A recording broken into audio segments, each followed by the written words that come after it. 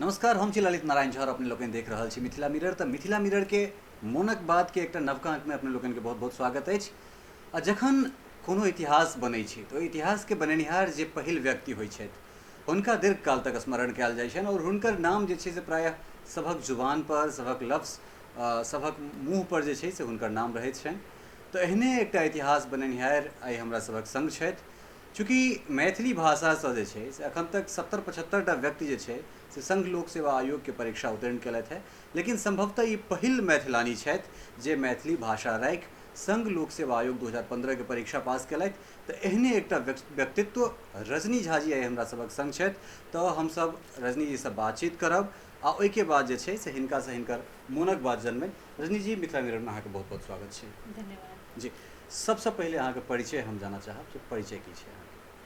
हम रजनी झा जी और हम born and brought up Jamshedpur में छी, लेकिन हमर नेटिव दरभंगा जिला के ढड़िया गांव में हमर नेटिव अछि। जी और हमर पिताजी टाटा स्टील में मैनेजर के पद पर आसीन छथि। हमर दूटा भाई इंजीनियर बैंगलोर में छथि। जी हमर माताश्री एकटा कुशल गृहिणी छथि। जी ओहिके बाद एकटा चीज अहाँसँ हम जानऽ चाहब जे चूँकि अहाँके जमशेदपुरसँ पढ़ाइ लिखाइ भेलै, अहाँ कहलहुँ हँ जे अहाँके जन्म जे छै से प्रायः शहरी जीवन यापन, तऽ फेर शहरमे रहलाके बाद जे छै से मैथिलीसँ आगाँ हम किछु करब एहन तरहक सोच कतऽसँ आयल अहाँके?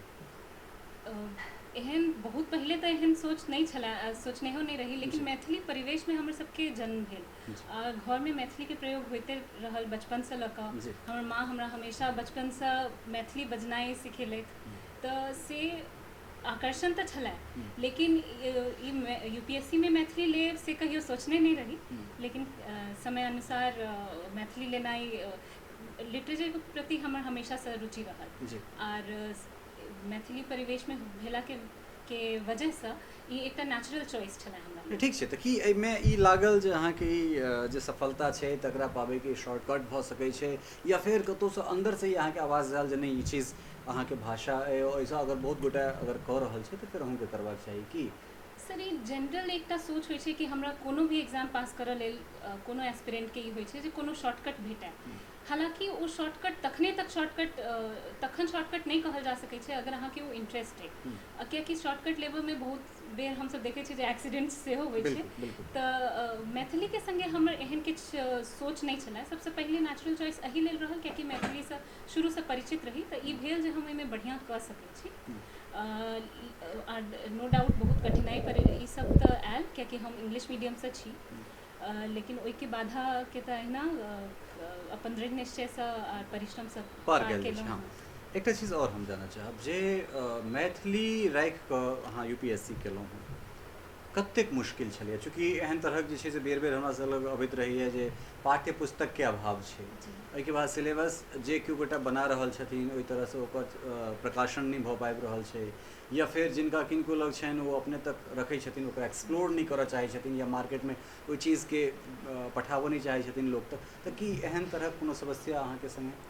सर, दिल्ली आबि कऽ हम तैयारी शुरू केने रहौँ अपन सबसँ पहिले, तऽ ताहि कारणे पाठ्य पुस्तक वगैरहके सहजता तऽ नहीं छै कि आरामसँ पुस्तक नहीं भेटै छै आर ऑप्शनलके कंपेयर अगर करू संगे तहन। लेकिन पटनासँ पुस्तक मंगायल जा सकै छै। लेकिन सर ई चीज प्रॉब्लम तऽ छै, कियाकि मानि लिअ दिल्ली छोड़ि कऽ अगर बाकी कोनो सेंटर, बाकी कोनो केंद्र, मानि लिअ बैंगलोर, कर्नाटका, हैदराबादमे केओ रहै छै आ मैथिली लऽ कऽ तैयारी करऽ चाहै छै तऽ हुनका काफ़ी कठिनाइके सामना करऽ पड़ि सकै छै। हमरो भेल छलै, हम लखनऊमे ऑलरेडी कार्यरत छलहुँ TCS में, टाटा कंसल्टेंसी सर्विसेजमे। लेकिन दिल्ली ताहि एकटा इहो रीज़न छलै कि हम नौकरी छोड़ि कऽ दिल्ली आबि कऽ तैयारी शुरू केलहुँ। एकटा मैथिलानी चूँकि एखनो जे छै से कतहु ने कतहु अपना ओहिठाम या फेर पूरा इंडियामे एहन तरह एकटा जनरल परसेप्शन छै जे बेटीके जन्म लैते पता नहीं किया लोकके जे छै से एकटा अजीब तरहक खामोशी छा जाइ छै। ओहनमे बेटी ठीक छै, बेटी आगाँ बहुत बहुत नीक काज कऽ रहल छथि, आ घरसँ बेटी बाहर निकलि कऽ माय बापसँ दूर शहरमे जाइ छै। चूँकि अहाँ कहबे केलहुँ हँ जे अहाँके परिवेश एकटा शहरी रहल है जाहिमे मैथिलीत्व सेहो छलैए, तऽ कि अहाँके परिवारसँ कखनो एहन तरहक चीज भेटल जे नहीं तू ओहिठाम तैयारी करै लए नहीं जो, या फेर बेटी छै तऽ तोरामे ओ चीज, ओ जज्बा नहीं भऽ सकै छै जे बेटामे छै, एहन तरहक चीज कखनो? सर हमर परिवार में एहन किछु नहीं छला जे बेटी छै तहने तऽ नहीं कऽ सकै छै या नहीं जाके चाही बाहर से कहियो नहीं छला, कियाकि हम इंजीनियरिंग कऽ कऽ सेहो TCS में कार्यरत छलहुँ तऽ बाहरे छलहुँ घर जी, से। जी। तऽ ई चीज़ तऽ कहियो नहीं छला जे इनफैक्ट हमर पिताजी या हमर माँ के बहुत बड़का एहिमे ई छनि जो हमेशा हमरा बेटी नहीं बुझलनि, ओ देश के हमेशा हमर माँ हमरा ई बात कहैत रहलनि जे अहाँके हम खाली अपन बेटी नहीं भऽ कऽ देखऽ चाहै छी, हम चाहै छी जे अहाँ देश के बेटी बनू। तऽ ई चीज़ कहियो ई सामना तऽ नहीं करऽ पड़ल, लेकिन हम इहो जानै छी जे विभिन्न परिस्थिति में बहुत सा जे महिला छथि हुनका ई प्रॉब्लम होइ छनि। सबसे पहले तऽ सुरक्षा के एकटा कंसर्न सेहो जी, जी। रहै छै, तऽ ओ चीज़ हमेशा दिमाग में तऽ न केवल बच्चा के बल्कि माओ पिताजी के रहै छै मन में जे सुरक्षा के केना ध्यान देल जाए। तऽ मिथिला मैथिली में जे छै से बहुत रास काज सब भऽ रहल छै, मैथिली लिटरेचर पर काज भऽ रहल छै और बहुत रास जे छै से रिजल्ट आबि रहल छै UPSC BPSC में, आ खास कऽ दक्षिण भारतीय जे भाषा छै, कन्नड़ा होय, तेलुगु होय, तमिल होय, एकरा सबके मलयालम एकरा सबके छोड़ि कऽ उत्तर भारतीय जे कोनो भाषा छै ताहिमे शायद मैथिली प्रायः बांग्ला से बेसी रिजल्ट तऽ दए रहल छै और हमरा जनतव्य सबसे बेसी रिजल्ट दऽ रहल छै। एकर भविष्य केहन देख रहल छी? सर मैथिली के भविष्य बहुत उज्जवल छै, एहि लेल कियाकि मैथिली एहन भाषा छै कि न केवल मैथिल भाषी जे रहि चुकल छै से बाजि सकै छै, मैथिली साहित्य लिखनाइ हम तऽ कहब जे केओ हिंदी भाषी जे छै तिनका लेल जे हिंदी मोड ऑफ एक्सप्रेशन छनि जिनकर, ओ मैथिली लऽ कऽ UPSC कऽ सकै छै। मतलब कनिक एफर्ट तऽ लगाबऽ पड़तै ने, सबके लगाबऽ पड़ै छै, लेकिन हमरा बुझाइए जे तेँ हम बहुत उज्जवल भविष्य देख रहल छी कि बहुत रास लोग जे ऑलरेडी हिंदी जिनकर मोड ऑफ एक्सप्रेशन छनि, चाहे इनफैक्ट हम तऽ अपन सीनियर्स के देखलिए ना जे हरियाणा और UP के भऽ कऽ निकालि रहल छै, तहन तऽ हम काफ़ी उज्जवल छै मैथिली के। अखने कनि काल पहिले हमरा सब बात केने छलहुँ जे पाठ्य पुस्तक के अभाव तऽ छैहे, शिक्षकक कतेक अभाव छै, चूँकि एकटा संस्थान छै जे बहुत रास UPSC देलखिन हँ मैथिली से, तथापि वो अपना आपके एस्टैब्लिश्ड नहीं कऽ सकला है, या अखनो तक कतौ ने कतौ हुनका पर प्रश्न चिन्ह लगैत रहलनि हैं जे अहाँके क्रेडिबिलिटी की है। तऽ एहिमे शिक्षक के कते उपलब्धता छै? पाठ्यक्रम के तऽ अभाव छै, एहिमे कोनोटा चूँकि हमरा अमित आनंद से सेहो बात भेल छल, अमित कुमार आनंद से, तो वो पिछलो बेर मैथिली से केने छला है, इहो बेर वो केला है, तो वो UP के छथि, शायद बलिया के छथि। तो हमरा वो कहला जे सर हमरा इच्छा है जे मैथिली में हम किछु करी, बड़ा नीक लागल रहे हमरा जे केओ नॉन मैथिल भऽ कऽ और ओ चीज़ कहला जे हमसब कोशिश करब जे ऑनलाइन सिलेबस के हमसब अवेलेबल कराबी, एहन एहन तरह के चीज़ जे छै से हम करऽ चाहै छी। तऽ शिक्षकक कतेक अभाव या कतेक मुश्किल से भेट रहल छै एकटा कुशल शिक्षक? सर हम तो कहब कि हम एक तरह से अपना आपके बहुत भाग्यशाली बुझै छी जे हमरा बहुत नीक शिक्षक सबके मार्गदर्शन भेटल, जेना दिल्ली में डॉक्टर शेखर झा, श्री सुरेंद्र राउत, हिनकर सबके मार्गदर्शन भेटल। आ वापस जमशेदपुर में जखन हम जाइ छलहुँ तऽ डॉक्टर अशोक अविचल सेहो हुनकर जे टिप्स छलनि हैं से हमरा बहुत हेल्प केलनि। तऽ लेकिन हाँ ई हम जानै छी आ बुझि रहल छी जे पटना दिल्ली के अगर छोड़ि दी तऽ शिक्षक मतलब हर जगह अवेलेबल नहीं छथिन, तऽ एहि दिशा में किछु काज होबऽ के चाही। आर अहू से बेसी हम ऐसा आगा एक स्टेप इहो चाहै छी जे एहन हुए जे एकेडमिशियंस छथिन, जेना दरभंगा विश्वविद्यालय, पटना विश्वविद्यालय, वो जरूर ई सारा सिलेबस के पढ़ाबैत हेथिन, तऽ अगर हुनकर ऑनलाइन क्लासेस वगैरह अवेलेबल कऽ देल जाए तऽ जे हमर सबके जे मैथिलीए वाला लोग सब, मैथिल लोग सब बैंगलोर में जॉब कऽ रहल छथिन, डॉक्टर इंजीनियर्स जे UPSC करऽ चाहै छथिन ओ मैथिली लऽ कऽ सकै छथि। अगर टेक्नोलॉजी के इस्तेमाल कऽ कऽ हमसब ऑनलाइन बढ़िया शिक्षक सबके सानिध्य हिनका सबके प्राप्त भऽ सकै। जे ट्रेंड सेटर होइ छै, चाहे ओहिमे अहाँके मानै छी, हम अपना आपके सेहो ओहिमे लै छी, आलोचना बहुत बेसी होइ छै, चूँकि अहाँ हिंदीमे काज करै छी, परिवार ओकरा प्रेस्टीज ओकरा प्रतिष्ठाके एकटा विषय बुझै छै, अंग्रेजी अहाँके दू लाइन बाजल आबैए तऽ लोकके लगै छै नहि एकटा मतलब अहाँके पर्सनालिटीमे एकटा अजीब तरहके लुक। लेकिन वएह अगर अहाँ मैथिलीके लऽ कऽ कोनो काज करै छी तऽ एहन तरहके बात मैथिलीमे काज करै छी तऽ कि जखन अहाँ शुरू केने रहिए जे नहि हमरा मैथिली लऽ कऽ UPSC करबाक तऽ एहन तरहक चीज सुनबामे भेटल रहै जे इंजीनियर छै, TCS में काज कऽ चुकले, लोकसभा सेक्रेटेरिएटमे काज कऽ रहल छै, फेर ओ सडनली ओ मैथिलीके तरफ जे छै से अपना आपके आनलकै, तऽ कि कतहु एहन तरहक चीज सुनबामे भेटल रहै जे मैथिली दिस किया जा रहल छी अहाँ? सर सुनबामे तऽ भेटै छै, लेकिन अगर हमरा तऽ ई बुझाइए जे रिजल्ट प्रोड्यूस करै छै, अगर ई सब चीज सुनि कऽ थमक जैता तो फिर आगा केना बढ़ते, फिर के रास्ता बनेते। तो हम सुनऽ में तो भेटे छै सबके, लेकिन यह छै जो ओहि चीज के साइड कऽ कऽ अहाँके जे अहाँ अगर विश्वास है अहाँके, जेना हमरा इंटरेस्ट छलै, हमरा बहुत सारा शॉर्ट कमेंट्स छलै जे हम इन ड्यू कोर्स ई केलहुँ, तो हमरा बुझाइए जे ओतऽ किछो काज अहाँ करै छी तो हेबे करै छै। बिल्कुल। एकटा चीज और कि मैथिली यूपीएससी में तो बहुत रास रिजल्ट दऽ रहल छै। हम हर भाषा में देखै छियै, गुजराती, अखने हमसब चर्चा करै छलहुँ, गुजराती, बंगाली, नेपाली, उड़िया इत्यादि इत्यादि के भाषा बिकाऊ छै, लेकिन मैथिली बिकाऊ नहीं भऽ पाबि रहल छै। चाहे मैथिली मीडिया होय, मैथिली जे शिक्षक लोकनि छथि जे बढ़िआँ बढ़िआँ काज करा रहल छथि, या फिर बहुत सारा चीज़ छै चूँकि संवैधानिक भाषा छै और एहि भाषा के केंद्र से लऽ कऽ राज्य तक हर जगह पर एकर डिमांड छै, तो फिर ई बिकाऊ किया नहीं भऽ पाबि रहल छै। अहाँ एकटा ट्रेंड सेट केलहुँ, अहाँ ट्रेंड सेटर छी, अहाँके नज़र से ई चीज़ जानऽ चाहब जे कतऽ कमी कतऽ आबि रहल छै चीजमे। सर परसेप्शन सबसे बड़का कमी छै। तो मतलब जेना अहाँ ऑलरेडी ई बात के उजागर के लिए जे नहीं कऽ पाबि रहल छै मैथिली बढ़िआँ, ई हमरा बुझाइए ई मैथिली के कैरेक्टरिस्टिक रहल है। इनफैक्ट 20वीं सेंचुरी में 1900 ईस्वी से जे हमसब पढ़ि रहल छी कथा कहानी के विकास जे पढ़ने छी हमसब सिलेबस में, तहू में ई चीज़ बहुत देखऽ भेटैए जे हिंदी के पुस्तक लोग कीन लै छथि, लेकिन मैथिली के पुस्तक जनरली सर्कुलेट होइ छै। हम अहाँ अगर विद्यापति पर्व समारोह में जाइ छी आ 10टा किताब नहीं किनै छी, अंग्रेजी के किताब कीन लै छी, हिंदी के कीन लै छी, लेकिन मैथिली के किनऽ में पता नहीं हो किया महग लागल जी बिल्कुल बिल्कुल। तो वो चीज़ अगर हम सब शुरू करिए जे हाँ भाई अगर अपना बाल बच्चा के मतलब 4टा किताब इंग्लिश के लऽ रहल छी तो एकटा मैथिलियो के लऽ लिअ, तो फिर हमरा बुझाइए तहन ई हेतै। आ सबसे परसेप्शन जे हम कहलहुँ इएह चीज़ छै जे लोग ई बुझै छै जे हम अंग्रेजी किया नहीं पढ़ाओ, मैथिली जे पढ़ाएब तऽ ओ तऽ अपने सीख लेतै ई बात, लेकिन मैथिली के ऐसा फायदा नहीं भऽ रहल छै। मतलब मैथिली तऽ तखने आगाँ जेतै जखन हर केओ बचता ओहिमे इंटरेस्ट लेतै, स्पेशली बच्चा सब। इएह ढंग से एकटा और सवाल हमरा मन में आयल है। सवाल ई छै जे लोग सब माइग्रेंट जे छै से माइग्रेशन सबसे बेसी मैथिली के भऽ रहल छै। ओ चूँकि पूरा इंडिया में ओकर परसेंटेज देखबै तऽ सबसे बेसी माइग्रेशन जे छै से मैथिल के छै। ओ मैथिल सब जे गाँव से दिल्ली आबै छथिन डेलहाइट भऽ जाइ छथिन। ठीक छै, अपना बच्चा संगे हम मैथिली में बात नहीं करब, या फिर मैथिली अगर कतौ बाजि ककरो बजैत सुनबै तऽ हम ओकरा अलग तरह से रिएक्ट करबै।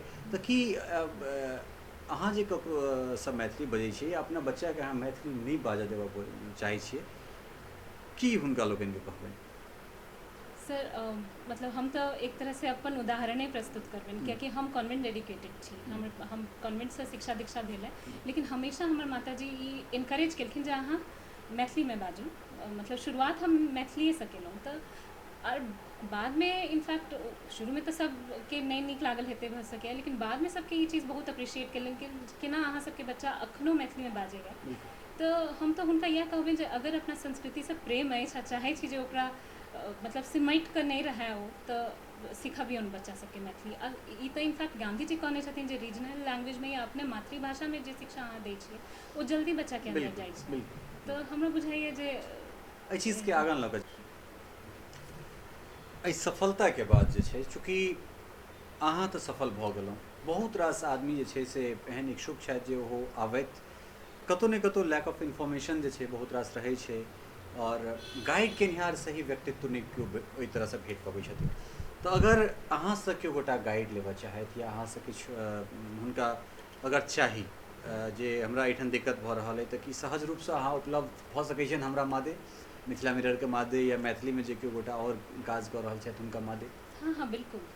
इनफैक्ट हम बहुत लोग के गाइडो कर रहल छी, और किछु सीनियर सिविल सर्वेंट्स छै जिनका संगे मिलकर हम सब किछु ट्राई कर रहल छी कि ताकि दरभंगा से चाहे मधुबनी से पूरा मिथिला एरिया से लोग बेसी से बेसी लोग आबि कऽ एतऽ तैयारी कऽ सकै, विशेषकर लड़की सब, मतलब विशेषकर जे महिला सब छै, ताकि इंस्पिरेशन सेहो भेटतनि एहि चीज से। तऽ हम चाहै छी जे बेसी से बेसी लोग के हम मदद कऽ सकी, कियाकि जखन हम इम्हर आयल रही तऽ हमरा केओ इन्फॉर्मेशन देबऽ वाला नहीं रहै। हम चाहै छी जे किनको ने किनको अपना उपयोगिता जी बिल्कुल।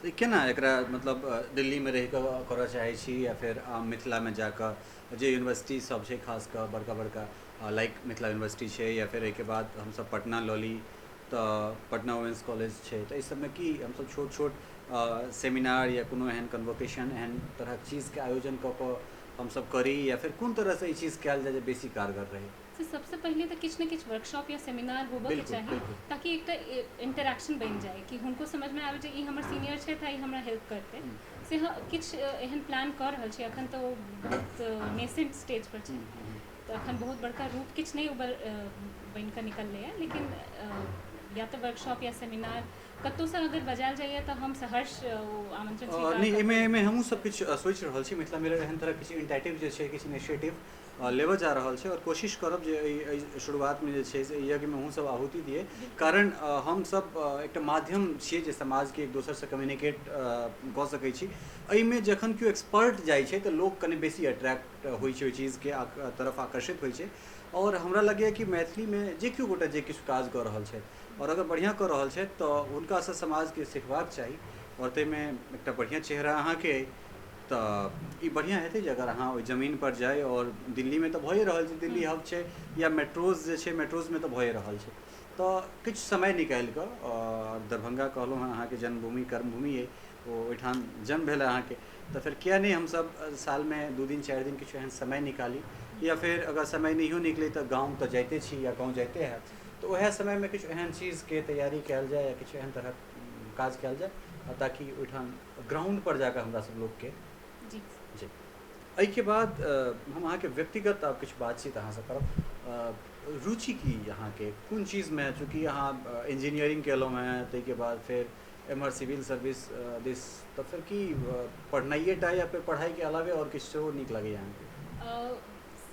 योगा करै छी हम जी। योगा मेडिटेशनमे हम इन्वॉल्व रहै छी हमरा बहुत नीक लागैए योगा केनाइ और आर्ट ऑफ लिविंगसँ सेहो हम जुड़ल छी जे मतलब पीरियडिकली हम जाकऽ ओतऽ मेडिटेशन कैंप्स वगैरहमे पार्टिसिपेट करै छी एहिसँ बहुत शांति भेटै छै और दोसर चीज जे अपन फोकस बनल रहै छै तऽ एकटा ई रुचि है आ दोसर तरफ पढ़नाइएमे जेना नॉवेल पढ़नाइ हमरा बहुत नीक लागैए और एकर अतिरिक्त हम लिखै सेहो छलहुँ हैं यूपीएससी के प्रिपरेशनसँ पहिले छलै ओना एहि बीचमे बहुत किछु नहीं लिख पेलहुँ लेकिन हमर कॉलेज मैगजीनके हम डेप्यूटी एडिटर इन चीफ सेहो रहि चुकल छी। अच्छा तो चूँकि अब तऽ अहाँ मैथिलीमे एलहुँ हैं तऽ मैथिली बहुत रास साहित्य पढ़ने हैब तऽ मैथिली साहित्यमे जे छै से किनका पढ़ैमे अहाँके नीक लागैए?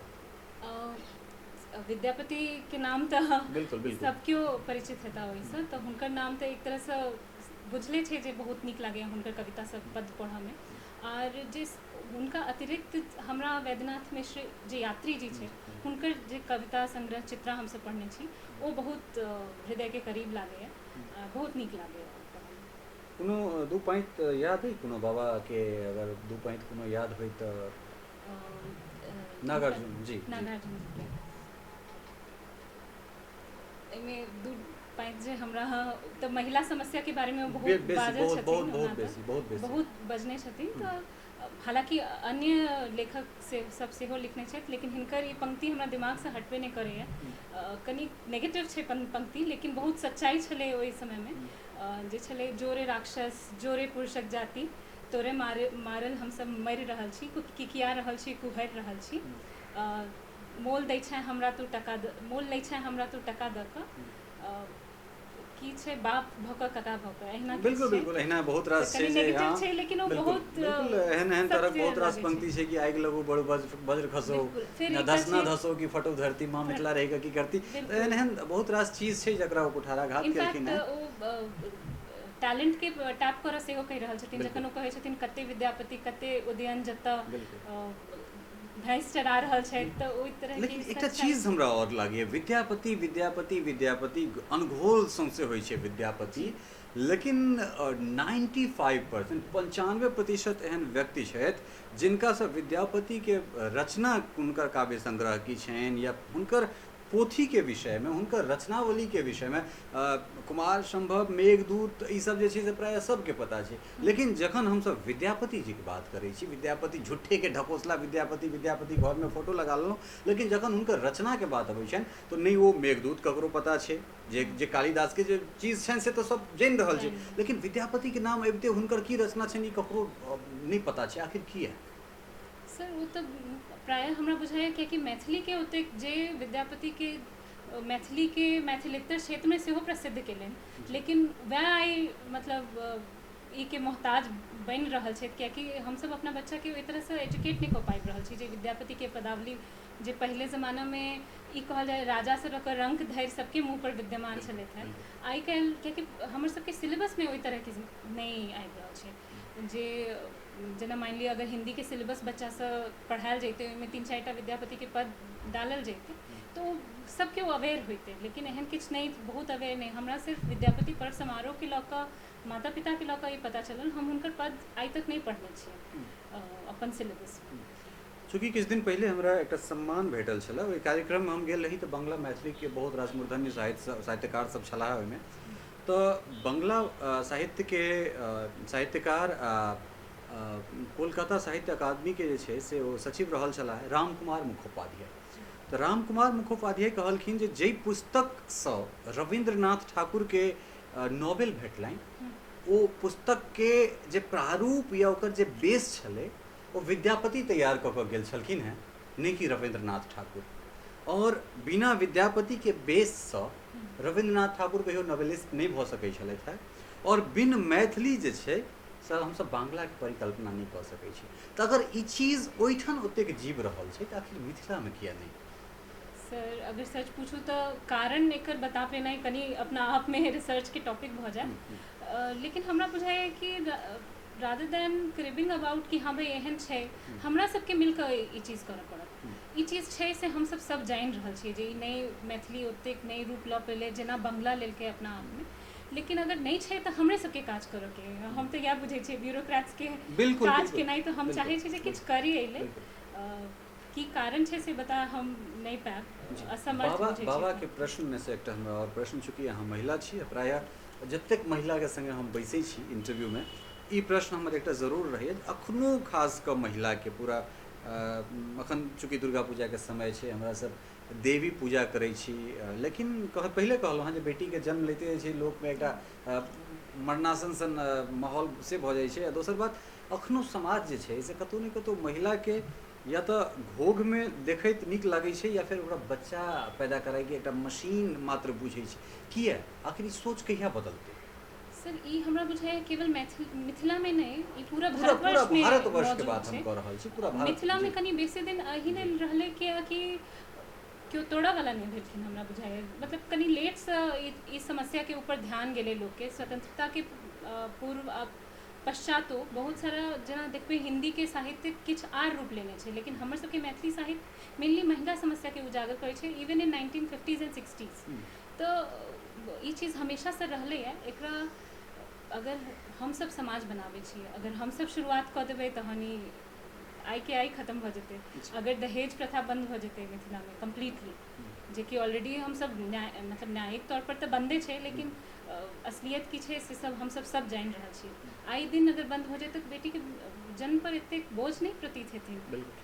सरकार अबै छै जाइ छै, लेकिन जे कोनो विकास होइ छै या जे कोनो चीज के सेट कयल जाइ छै ओ ब्यूरोक्रेट सेट करै छै। ठीक छै, कोनो सरकार होइ, कोनो पार्टी के होइ, तो आगाँ मिथिला अहाँ से की उम्मीद राखे या अगिला की अहाँ के गतिविधि है?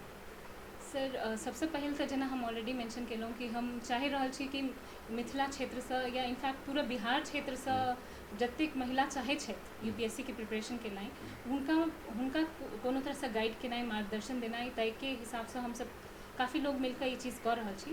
तो ई सबसे पहिल चीज़ जे हमरा से उम्मीद अहाँ कऽ सकै छी जे वो गाइडेंस हम देबऽ चाहबै आगो वाला पीढ़ी के, आगो वाला एस्पिरेंट्स सबके। दोसर इन ड्यू कोर्स जते हमरा से बनि पड़त मिथिला के उत्थान लेल चाहे कोनो भी चीज़ लेल से हम करब, अपना जे पावर्स में हैत, अपना जे हैत से हम ज़रूर करब। आ जे इन ड्यू कोर्स 10 साल 15 साल डाउन द लाइन हम सिंस लिखै छी तो हम मैथिली साहित्य में सेहो अपन कंट्रीब्यूशन देबऽ के कोशिश करब। बहुत बढ़िया। रजनी जी विभिन्न विषय पर जे छै से अहाँ प्रखरता से अपन पक्ष रखलहुँ और अगिला की रणनीति है सेहो पर अहाँ प्रकाश देलिए। अंत में जे छै से ओ बच्चा सब चूँकि जे एहन तरह जे परीक्षा छै, एहन तरह जे तैयारी छै से बहुत एक्सपेंसिव छै, बहुत एहन लोग छथिन जिनका में ललक छनि लेकिन फाइनेंशियली हुनका वो जे छै से जगह अलाउ नहीं करै छनि, तो या फिर किछु एहन गोटा छथि जे प्रतिभावान छथि लेकिन परिवार से एहन तरह चीज छै जे बंदिश छै जे केना तोड़ि कऽ हम ओहि चीजके निकली तो हुनका सबके लेल जे तैयारी कऽ रहल छथि हुनका सबके लेल अहाँके टिप्स। सर सबसे पहला टिप्स तो यह है जे अपन इंटरेस्ट ढूंढू, अपन रास्ता पहले तलाश करूँ, मंजिल पहले तलाश करूँ, तहन रास्ता अपने आप बन के सामने आबि जाइ छै। और रास्ता में बहुत कठिनाई होइ छै, इनफैक्ट अहाँ के अपने सबसे क्लोज लोग सेहो हमेशा साथ अहाँ के नहीं भऽ सकै छथि, ई रास्ता के खासियत होइ छै। तो तैं ओहिसँ घबराए के नहीं छै, डटल रह के चाहिए अपना ई पर, अपना आप में ट्रस्ट आ बिलीव करऽ के चाहिए, कियाकि अगर अहाँ अपना आप में नहीं बिलीव करै छी तऽ केओ आर केना करत। मतलब यू शुड गिव देम रीजन टू ट्रस्ट यू।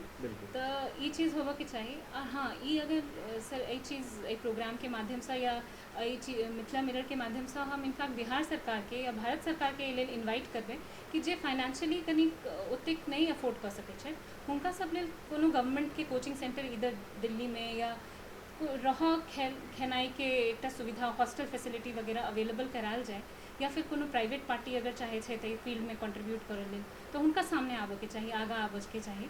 हम सब साथ छियन, अगर किछु एहन होइ छै इनिशिएटिव लेल जाइ छै तऽ हम सब जरूर कंट्रीब्यूट करब। और बच्चा सबके तऽ इएह कहबै जे नेवर गिव अप। बिल्कुल, नेवर गिव अप। रजनी जी, मिथिला मिरर से बातचीत करबाक लेल अहाँके बहुत बहुत धन्यवाद। आ जहिना अहाँ मिथिला मैथिली के नाम बढ़ेलहुँ हैं तहिना दिनानुदिन अहाँ एहि चीज़के आगाँ ब्यूरोक्रेसी में अहाँ गेलहुँ हैं। भगवती अहाँके और सफलता दैत और अहाँ और उच्च पद पर आसीन होय और मिथिला मैथिली के नाम के जे छै एहिना आगाँ बढ़ाबैत रही। अहाँके बहुत बहुत धन्यवाद हमरा बजाबै। ई छली है रजनी झा, मैथिली से यूपीएससी करे वाली प्रथम महिला।